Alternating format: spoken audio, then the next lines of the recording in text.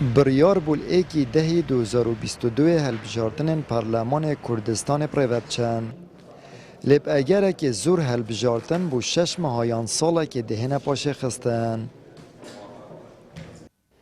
پشتی سرهلدان سال 1991 که تنها 5 جاره هلبجارتن هرما کردستان هاتین انجام دان.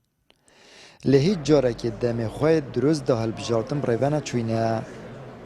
ابدیتنا چاودران دستوردان بردامین پارتا دستالادارد کمیسیون و انجام هلبجارتنا و کرسین پیکاتیان دا اگر که سرکی کلاین سیاسی هردم گومانش هلبجارتنان هبید.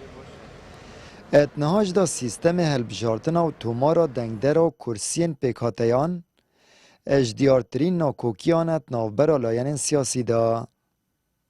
صدمت في فتقرن بو ناكوكيت بردوام نبرا لاني سياسي دا او لاني تاني سياسي ديار هر پیشوخجي گماني سر در انجا سر هلبجارتنان دا هي يعني حتان که هلبجارتن هرما كردستان نچوه ادبيا وكي دا كو همي لاني سياسي جيت راضي بن او بخوب خوشي در خريويريا كو ديار لاني كي دياري كري بردوام دستي بردان هم كوميسيون هلبجارتنان دا تيكرن هم در انجام هلبجارتنان دا تايب اجل همجي في دمايكي الكرسيين ين كمينة يعني او كرسيين تنت كمينة ديارة تبينية كارسر هيكو او تاني كارفدان يانجي در خير دنگدرت يدرس يتوان بكاتانينه ات کابینا نهی حکومت هرما کردستان دا ناکوکیت نافبرا پارتی و اکیتی دا گهشتینه گوپید که او پارتی پا اکجاری بالاد از بویه.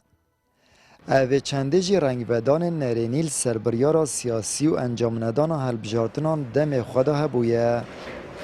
نوکه کشاک حکومت هرما کردستانی که او هر دو لاین تنی کد بیشن ما حکومت پیکینای حسابا پیکینانا حکومت بو هر دو لاین وکو ایک نای تکرنی لاینه که بینت نخواب لاینه که سرکی لاینه دید بینت پشکداره که بیا پشکداری جک حق تمامی نینا حقکی کمتری هی حسابك کمتر بوتی تکرینه لازم دور طاعی ببینت طاعی یعنی خو بچمینت بو برامبری و صراع انتخابیش هیچ رولی خو نابینت چونکی هر دو منطقه هاتینا پاوان کرنی حکم هبلیر سری سلیمانی ناشد حکم سلیمانی سری هبلیر ناشدن ات هر پنج خولین بورین پارلمان کردستان دا هر دو پارتن دستالادار بردوام جی پارلمانی درش کریه.